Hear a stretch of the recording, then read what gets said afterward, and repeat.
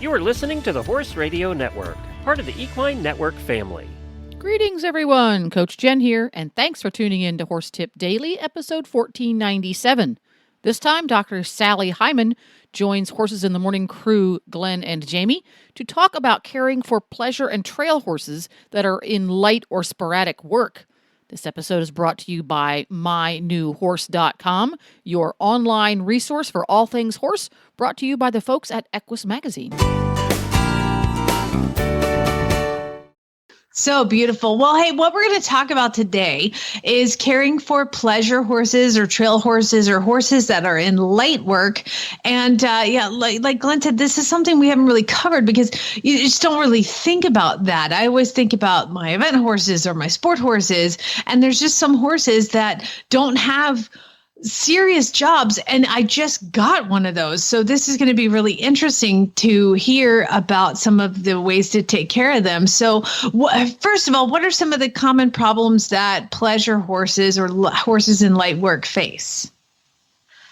Well, just like all other horses, they do have a job. It's just not as robust as, your event horse, but they do have to work. So they do have very similar problems to those other horses, but a lot of times we don't pick up on those problems as quickly because we're not asking them to do a super hard job. So that mild arthritis that they're developing, they don't have to go run really fast. They don't have to jump big fences. So maybe we don't pick up on it for a while, but they will experience the same difficulties and health issues that our elite athletes will, but a lot of times we don't recognize it as quickly. So we do want to treat them the same way as the top sport horses, but maybe we don't have to be quite as aggressive with the treatments or the preventatives for them because their job is a little bit easier.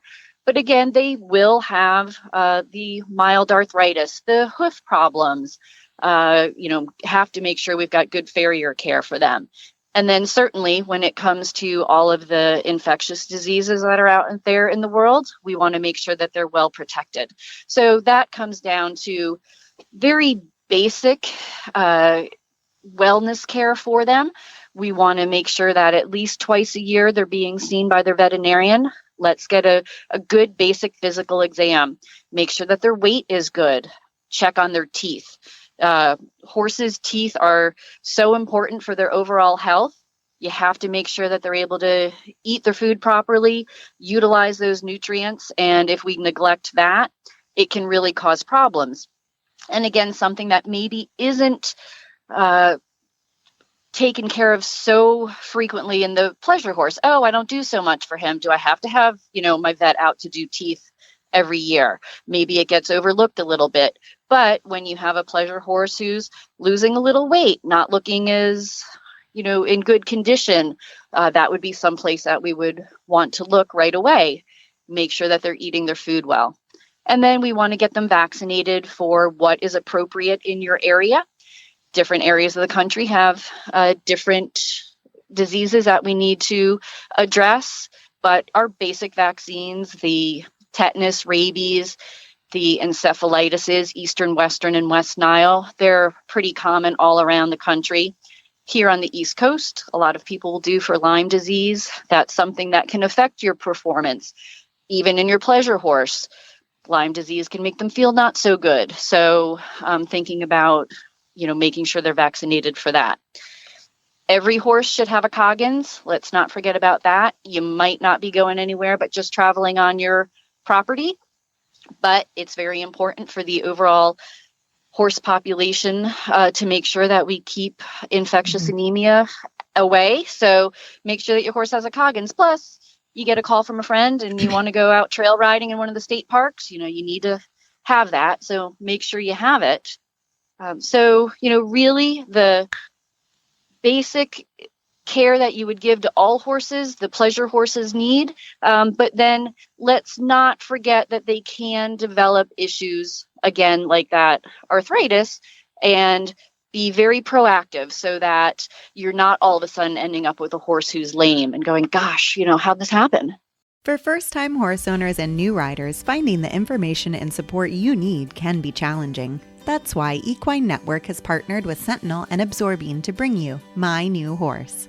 From important horsekeeping information and how-to videos to social media communities, exclusive experiences, and more, My New Horse is your one-stop shop for riders of all levels and disciplines looking for easy-to-understand horse care information and guidance. Start your horse ownership journey today. Visit MyNewHorse.com. Well, I think too, one of the things about these pleasure horses or horses that you don't, put to the test all the time, one of the common things is overlooked medical attention can turn into behavior problems. And people are like, why is my horse all of a sudden acting like this? Well, maybe his teeth hurt, something like that. Exactly. That's a great point. And we always say, try to address any medical conditions that could be causing your horse to have a behavioral issue before you go, really increasing the training on them, because they may be trying to tell you something. And the only way that they can tell us is by limping or by acting out. And again, the teeth, gastric ulcers, even though we think our pleasure horses don't have a very stressful life, some of them just are internalizers. So you don't realize that they've got some stress in their life. So again, we said with losing weight, maybe it's the teeth, but maybe they're not eating well because they have stomach ulcers. And, that can happen in pleasure horses just as easily as it can in your elite sport horses. Do you know what the problem I have with my pleasure horse who I recently acquired? What? Dr. Sallie is, his name is Billy, but I call him Fat Bill. Okay. He's fat. And he needs to work harder, but he's just, so I'm assuming that obesity is probably something you have to worry about with horses that are in light work as well. Definitely. We tend to want to kill our horses with kindness. There are so many. Hey. Sorry, Dr. Sallie. Go ahead, please. Ignore the peanut gallery.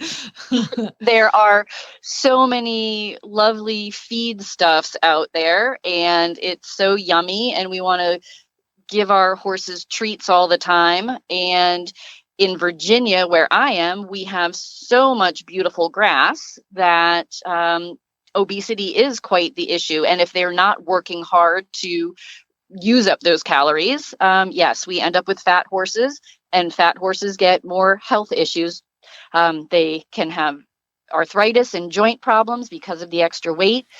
They can suffer from laminitis, which is quite a difficult condition to be dealing with. And, just not good for their overall, cardiovascular health as well. So a lot of times we tell people, you have to put a muzzle on your horse if they're going out in that grass pasture, and people get so sad. And I say, but if you don't have that muzzle on them, we're going to have bigger problems. So we really need to just, do what's right by the horse. It might make you sad, but it's going to keep them healthier. It makes my pony sad too. Don't give me that. He's sad too.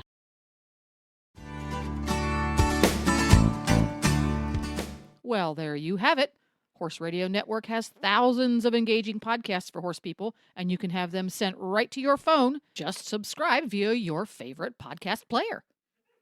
This is Coach Jen, and I will be back again soon with another tip. Until then, go ride your horse. The Horse Radio Network and the Horse Radio Network hosts are not responsible for statements made by guests on the Horse Tip Daily. Please use your own judgment when listening to the tips on this show.